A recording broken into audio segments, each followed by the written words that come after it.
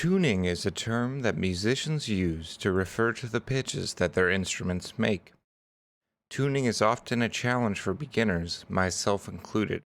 After more than a decade of playing guitar and a fine arts degree in musical performance, tuning has gotten a lot easier. I hope that this video helps you if you're struggling to tune. While I will speak mainly about guitar, tuning is relevant for other instruments as well.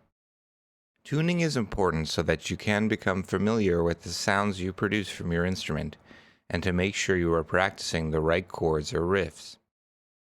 The story goes that the musicians of old used to tune their instruments to the sounds of the birds singing nearby. Over time, the theory and practice of tuning developed. A good place to start is standard tuning. For guitars, that means that the strings, from the lowest or thickest to the highest and thinnest, are assigned the following pitches: E, A, D, G, B, E.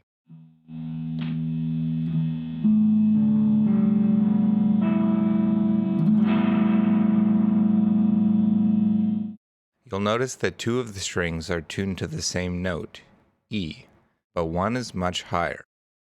This is called an octave, and the higher string is often represented by a lowercase letter. Another feature of tuning is that the A string is tuned to 440 Hz or concert pitch. This is the same note that symphonies usually tune to, matching the first violin or concert leader. The other strings of a guitar are tuned to an interval pattern relative to the A. There are many ways to tune a guitar, using a tuning fork, pitch pipe, or electric tuner.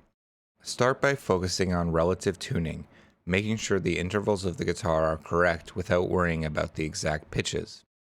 This will help improve your ear and allow you to practice chords and scales. Start by placing your finger on the 5th fret of the low E string and playing the string below.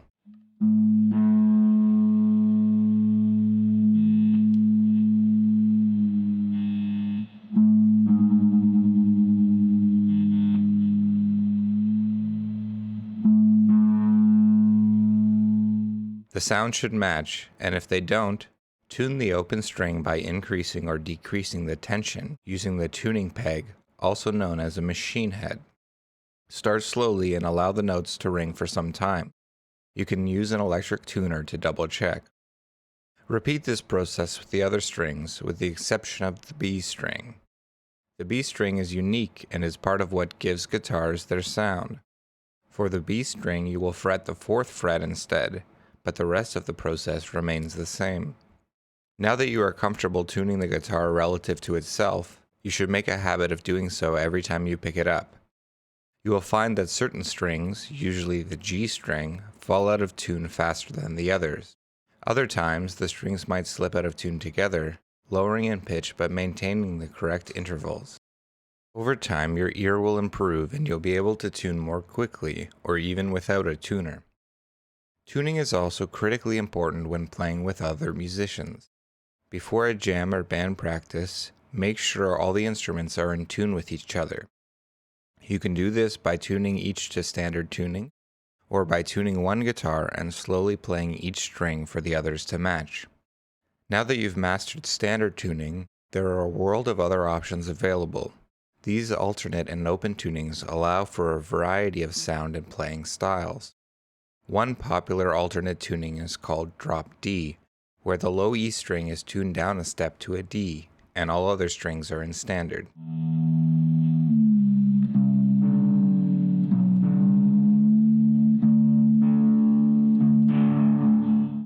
This has a twofold effect, giving you 2 D strings and allowing you to play a power chord shape by simply barring across the fret.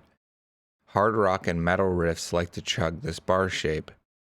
Experiment with tunings and find ones that you like. After dropping the D string, try lowering the G string to an F sharp, or drop the high E as well. Experiment with open tunings where you can play a whole chord without fretting any notes. Pay attention to the sounds and the intervals that you like best. Most importantly, have fun and keep playing. Thank you for listening.